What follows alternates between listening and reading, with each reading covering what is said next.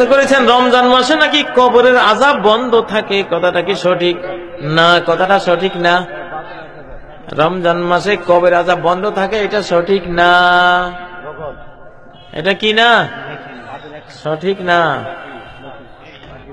কারণ আবু জাহাল, আবু লাহাব, উতবা, সাহেবা বদরের যুদ্ধ হয়েছিল রমজান মাসে। কোন মাসে? রমজান মাসে বদরের যুদ্ধ হয়েছিল। সে বদরের যুদ্ধে 70 জন যে কাফের মারা গেছে, ওদের লাশগুলি একটা কূপের মধ্যে নবীজি ফেলে দিয়ে যখন বক্তৃতা করছিলেন, আল্লাহ যে ওয়াদা করছে তোমাদের সাথে আযাবের গজবের ওয়াদা, এখন পাইছনি, সব পাইছ, মানে গজব শুরু হয়ে গেছে। গজব কি শুরু হয়ে গেছে? রমজান মাসে জাহান্নামের দুয়ার বন্ধ থাকে। কিসের দুয়ার?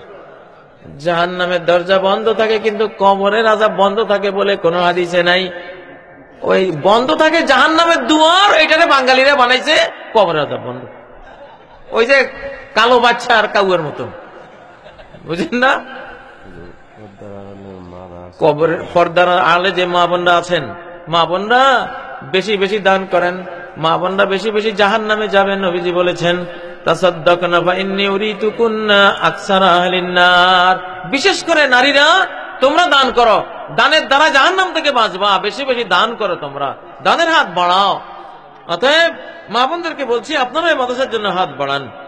প্রশ্ন ছিল রমজান মাসে কবরের আযাব বন্ধ থাকে কিনা। রমজানে কবরের আযাব বন্ধ থাকে না। অনেকে মনে করে রমজান মাসে মারা গেছে তার কবরের আযাব নাই। এটা ভুল কথা। কবরের আযাব মাফ হয় শুক্রবারে মারা গেলে। গ্রহণযোগ্য হাদিসে আছে, মুসনাদে আহমদের হাদিস, জুমাবারে যদি কেউ মারা যায় তার কবরের আযাব নাই।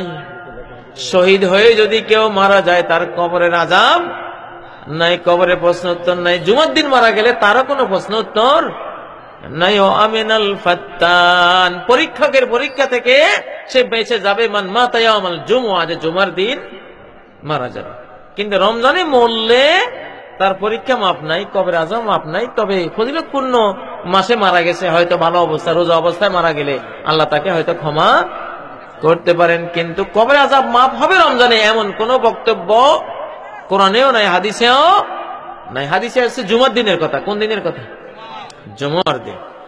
জুমার দিন অনেক বড় দিন। জি, দান যারা করতে চান